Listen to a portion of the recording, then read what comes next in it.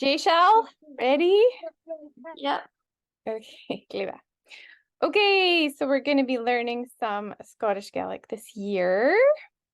And I know you guys already know a little bit. But so Gaelic was my first language, the first language I spoke.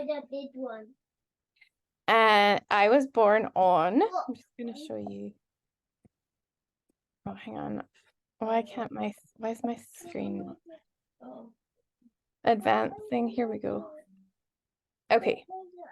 So I was born up here on the Isle of Lewis, and I lived right at the top of the Isle of Lewis. And then I spent a lot of my childhood on the Isle of Skye, which is the pink island there.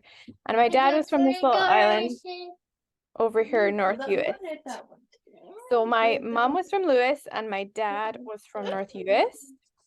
So their first language was Gaelic, but they had different dialects. So they said some words a little bit differently and they pronounced words differently. I'm just going to a different room because I can actually hear you. Can you just want to mute yourself, Levi? Wait, well, it's weird. I can actually hear you. Well, oh, you're going somewhere else. Okay. So the Hebrides, the word Hebrides comes from the Norse word Havberdee. And that means the islands on the edge of the sea. And do either of you guys know why these islands might be named after a Norse word? Why would we have a Norse word for these islands? Because the Norse invaded Scotland. Yeah. Right. So we had Vikings who occupied these islands at one time. So there are lots of words in Gaelic and in the islands that come from Norse. And Norse even had a impact on the way Gaelic sounds. So there's a little bit of a Viking influence on Gaelic. Okay, so the Hebrides are an archipelago. Do you guys know what that means?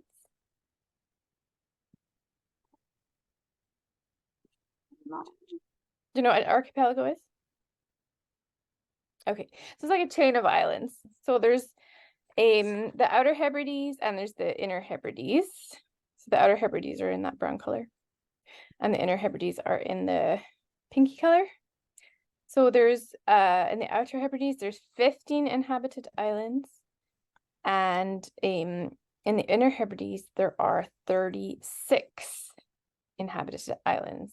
And there is a lot of Gaelic spoken, especially in the islands. So back in the 11th century, everyone in Scotland would have spoken Gaelic. It would have been the main language. But now it's only spoken in these really remote parts, like as a community language. Why do you think it was these remote parts that kept the language from that long ago? I suppose they wouldn't have had that cultural influence. Yeah, because they're a little bit more cut off from the rest of Scotland, so they maintained a lot of the culture. So this map shows you the percentage of Gaelic speakers. So you can see where's the most Gaelic spoken. Up in Lewis. Up at the top of Lewis. And then sort of as you get closer to the bottom of Scotland, it gets kind of less and less and less. And the highest percentage is up in the Highlands. Okay, we're just going to talk about a few reasons why Gaelic sort of was taken over by English in Scotland. So there were some political reasons. So this is the Battle of Culloden. Have you guys heard of that? Yeah, a little bit of it. Yeah.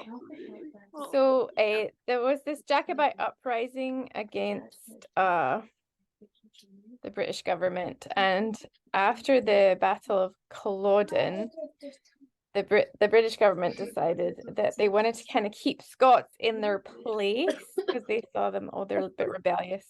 they're a bit dangerous. So there was a bunch of new laws after the Battle of Culloden, and one of them, or a lot of them, were to sort of stamp out Scottish culture. So bagpipes were illegal, kilts were illegal, and they put in a lot of measures to try and get rid of Gaelic because they saw it as the language of rebellion, and they saw it as a bit of a threat. Okay, so that was a major turning point in Scottish history, 1746. And then we have the Highland clearances in the 18th and 19th century. Do you guys know anything about those? No, not really. Okay. Not really. Okay. So this is a painting called The Last of the Clans, and it was inspired by the Highland clearances. It shows members of a clan saying a sad farewell as a ship with the relatives on board sails to another country. So the Highland clearances was when a lot of Highlanders were cleared off of their land and put on ships and sent to other countries in order to make way for sheep, because the landlords figured they could make more money having sheep on the land than having these peasants on their land. So a lot of Gaelic speakers were sent to other countries, and that's the reason why there are communities of Gaelic speakers in Canada. There's communities of Gaelic speakers in Australia, in even South America, because these huge communities of people were shipped off to other countries, and they kept some of their culture going. Okay, so that's the clearances. And then we have urbanization. Does anyone know what that word means? No. No. Do you know what urban means? I forget the name. I forget what it means. Okay, so urban is like a city, right? And this is a painting called Shipping on the Clyde. Where's the Clyde? I've been to the Clyde before. I can't remember. Do you know, Levi? No, I can't remember. No. Have you ever heard the joke, why does the Clyde run through Glasgow? Oh yeah, the river. Yeah. No. Because if it walked, it would get mugged. Anyway, the Clyde is in Glasgow, and there was a lot of shipbuilding that happened there. So urbanization means that it was like the Industrial Revolution. So there's a lot of work in the cities. So a lot of people left the rural areas, the country, and moved to the cities, because that's where there was loads of jobs. And Scotland was a major centre for engineering and shipbuilding. So a lot of Gaelic speakers left the Highlands, came down to Glasgow, and worked in shipbuilding and engineering and coal, linen making. There's loads of industry in Scotland. In fact, Scotland was one of the most urbanized societies in Europe in the 1800s. Okay, so when they came from the Highlands, the language in the cities would have been much more English. So that was another reason why the Gaelic language was starting to get lost. And then the education policies. Are you guys writing these down in your wee worksheet? I don't have a worksheet. Did you not get your worksheet? Okay. Were no. we meant to be writing them down? Yes, if you can write them down just so you remember. Oh. Okay, so in 1872, there was an act that said that English must be the language of the schools. And a lot of kids got punished if they spoke Gaelic in schools. So it was really discouraged.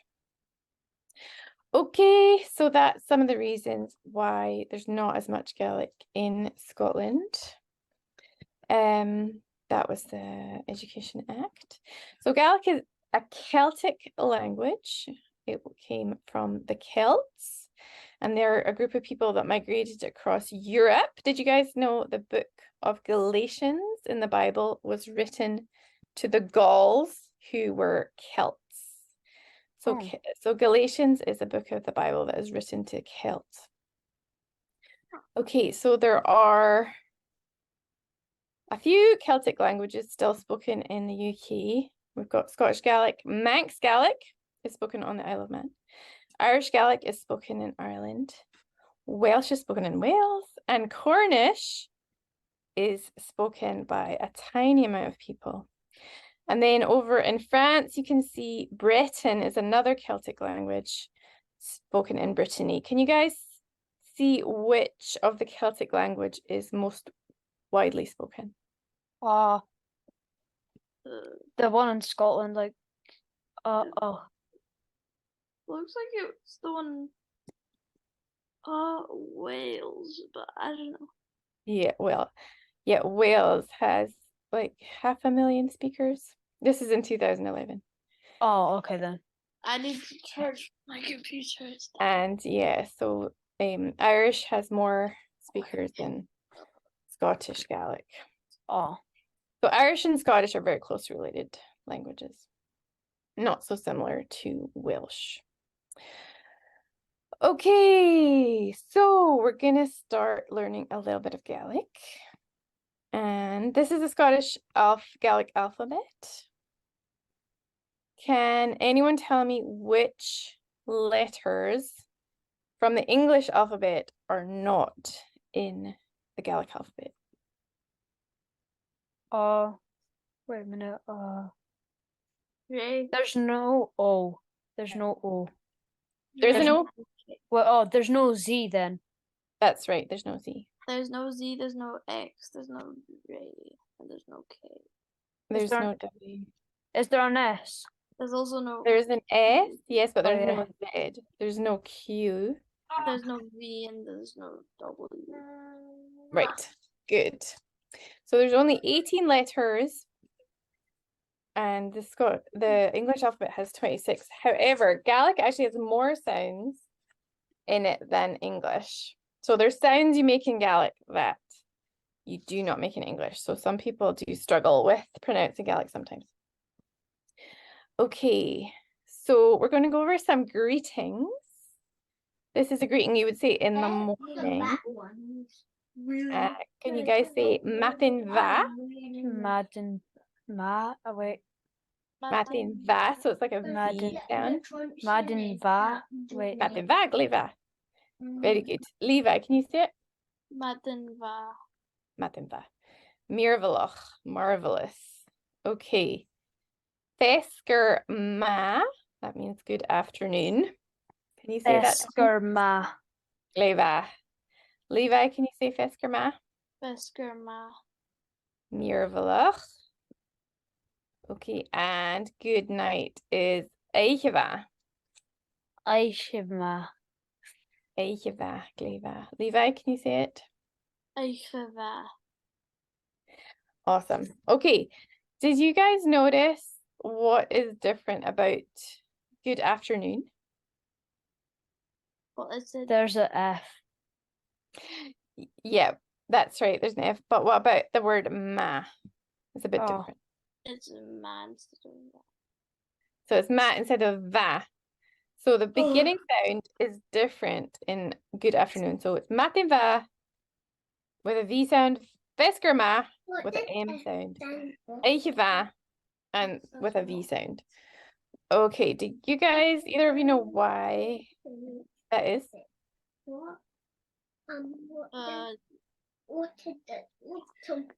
No. Wait, what does the middle one mean again? So Fesker good Ma. afternoon. So good morning, matin va. Vesker ma, good afternoon. Any word that starts Eiche va is good night. It's because it's in the afternoon and like like the middle or like I don't know. No, it's because it's a bit more complex. It's Oh. because so matin and eiche are feminine nouns, and good afternoon, vesker, is a masculine noun.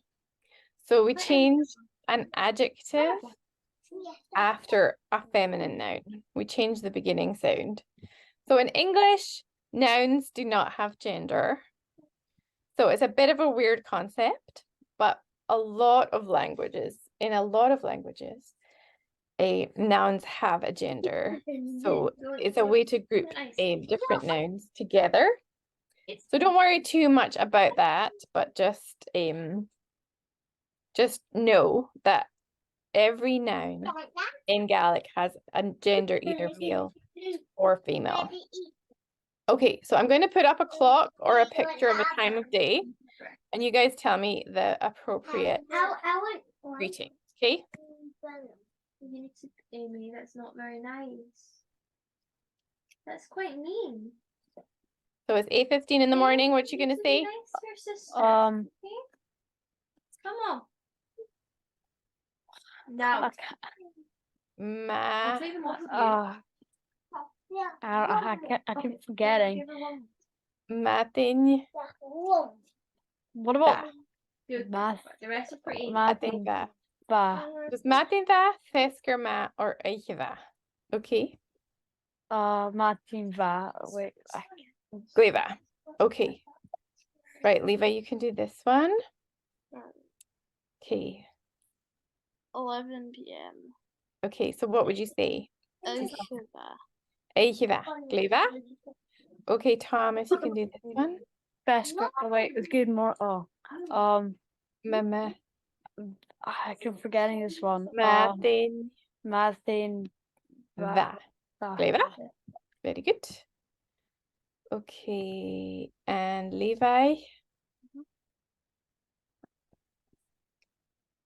What would you say? Elsheva. Yeah. Okay, Thomas, afternoon tea. Beskerma. Eskerma, Gleva. Okay, right, we're going to move on to asking someone, what is your name?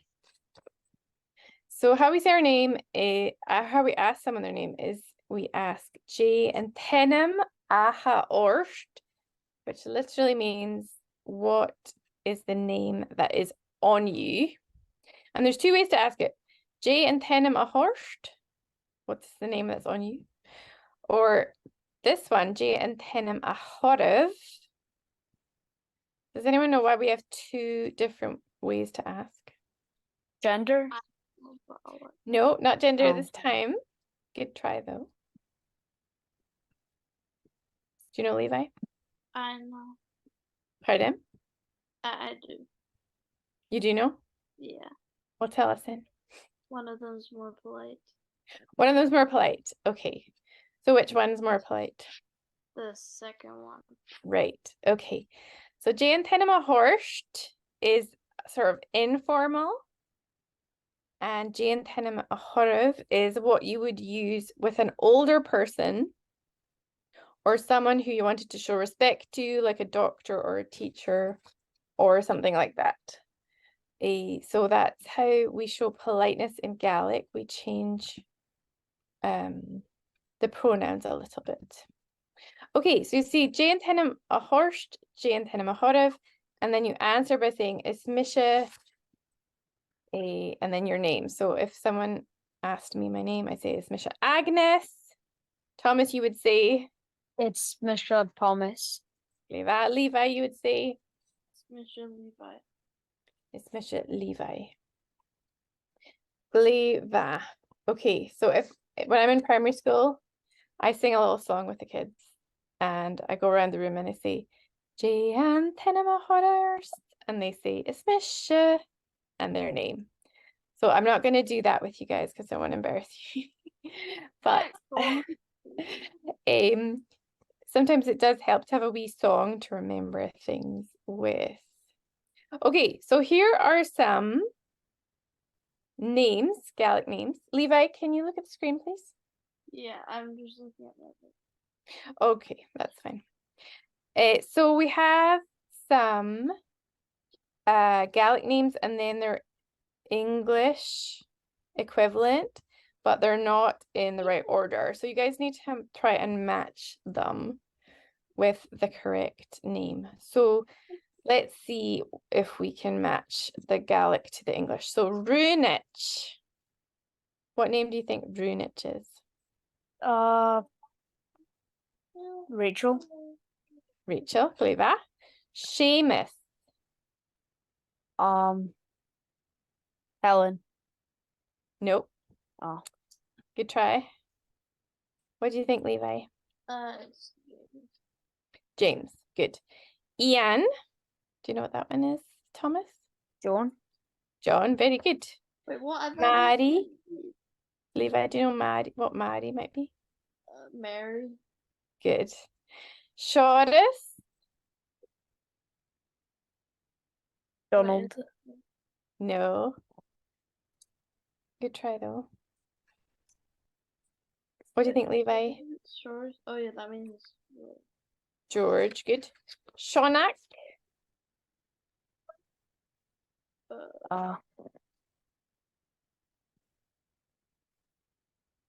So what's left? I think John. No. James. You had it. I had it right first. Did you say Joan first? Oh wait, I think it was Joan. Yeah. Okay. Yes. Joan, and then Doll. Donald. Gleva. And then Ailey. What would Ailey be? There's only one left.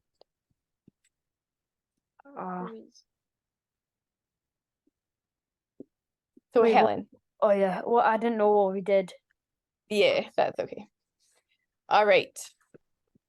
Okay, so we're going to talk about more grammar. Were we sick?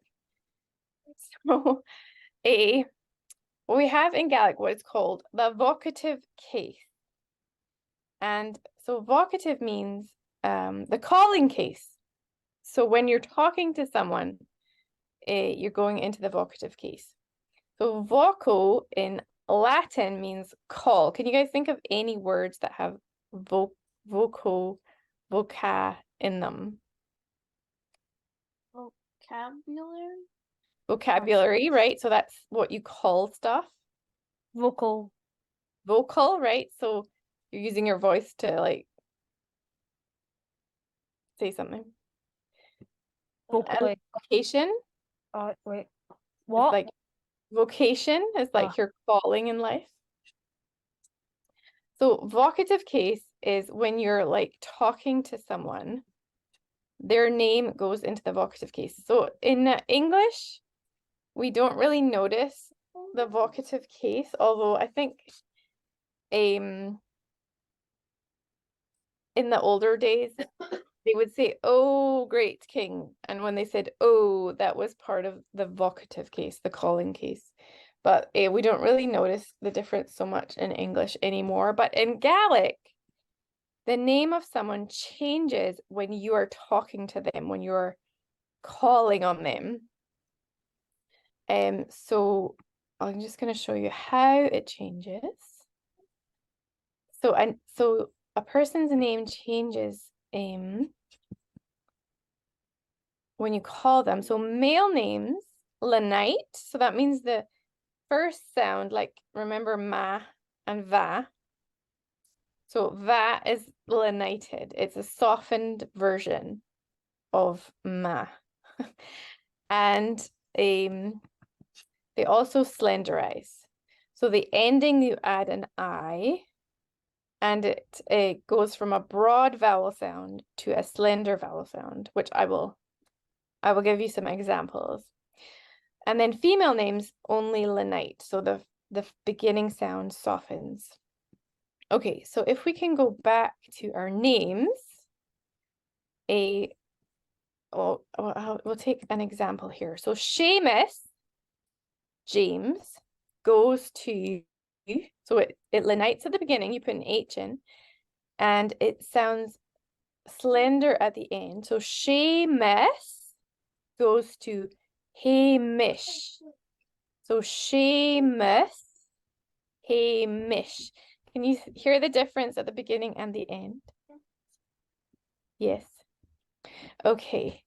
Now Hamish is also a Gaelic, it's actually an English name, but it comes from Seamus in the vocative case, right? So if you're trying to remember how does a name change in the vocative case? Just think of Seamus and Hamish, because they're the same name, but one is in the vocative case. Okay, does that make sense? Yeah. Okay, good. So we can go back to our names and see how they would change. Some of them don't really change because if there's a vowel at the beginning of the name, You're glitching. You're glitching out. that. Yeah. And there's some other. Am I? Yeah, you are. Can you hear me Yeah. now? Wait. Say something. Okay, so Yeah, you're Charlotte, frozen. can you hear You're me? frozen. Yeah. Well, not frozen, just glitch. Are you able to hear? A bit. Well, I can hear you like in real life, Okay. but not very well. Okay. I can't hear Aw. you. You keep on like glitching when you start talking. Okay, maybe if I talk slower, do you think that would be better? I don't know. I don't You could try. Okay, I'll just try and keep going. So Shorris in the vocative case sounds like Hjorish. Shorris, Hjorish. Can you say that? Say Shorris, know. Yore. Shorris, and then Hjorish. Yore. Okay, Gleva. Very good. Okay, and then Alistair, we can't change that because it starts with a vowel. Anna, we can't change that. So Kalyan, it goes to Chalyin. So it's a lenited and slender at the end. So try and say it with me. Kalyan Hayan. and Chalyin. Hayin. Chalyin. Gleva.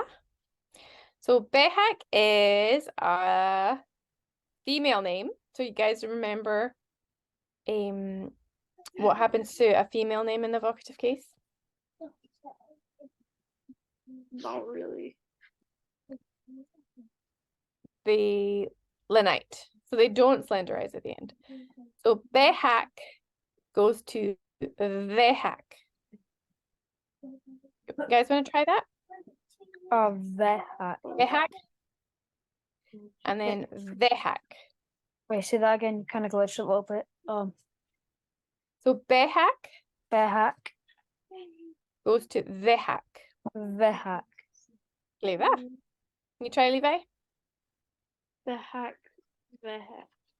Levi. Okay, and Morag is female or masculine? Wait. Do you guys know? You froze. Okay. Is Is it Morag a girl's name or a boy's name? It's female? Yeah. Yeah, very good. Yeah. So Morag in the vocative case goes to Vorak. Morag. Vorak. Very good. Levi, can you try? Morag.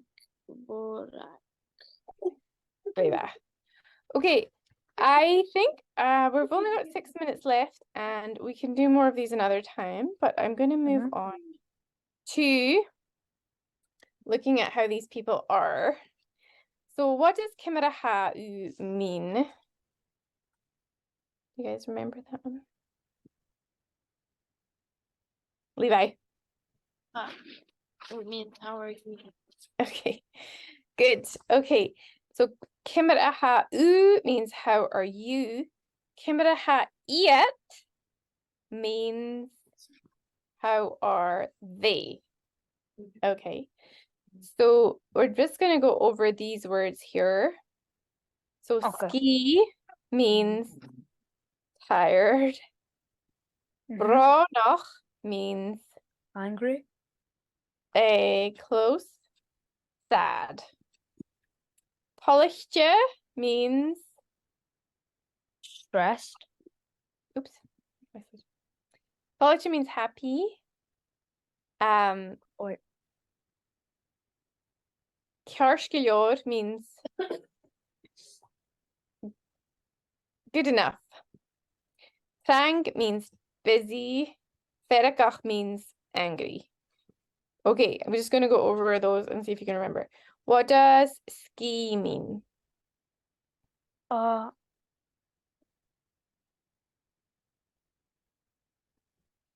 Levi?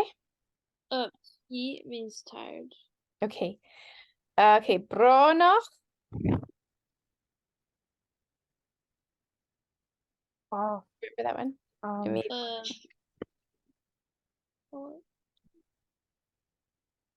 It means What? do you remember, Thomas? Whoops. I already said. angry or something, isn't it? It means sad. Oh, wait a minute. Polichte. Levi, do you remember that one? Happy. Oh, yeah. Okay, right. Cearrscailiúr. Busy, right? Or is that Is that the next one? Yeah. Cearrscailiúr means good enough. Trang means busy. And Ferragach means Levi? Wait, what? Vedeka. I can't Mhm. remember. Means angry. Ah. Okay, so if we're talking about a girl, the pronoun we use is e. So e, she is, what do you think her emotion is?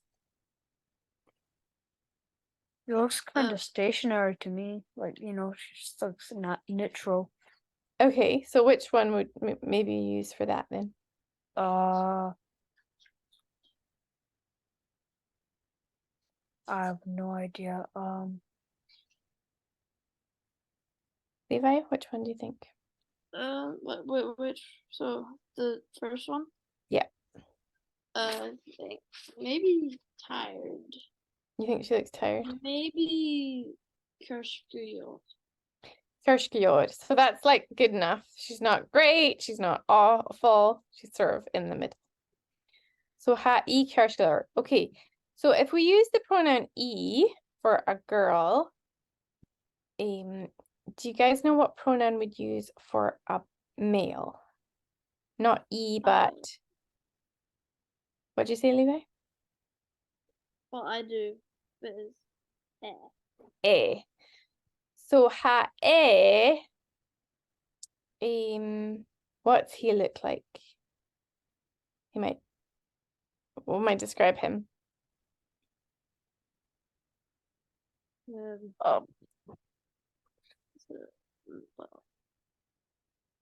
What, Wait, the number 2? Yeah. Oh, angry. So which one's angry? Friedrich. Ferragach. Very good.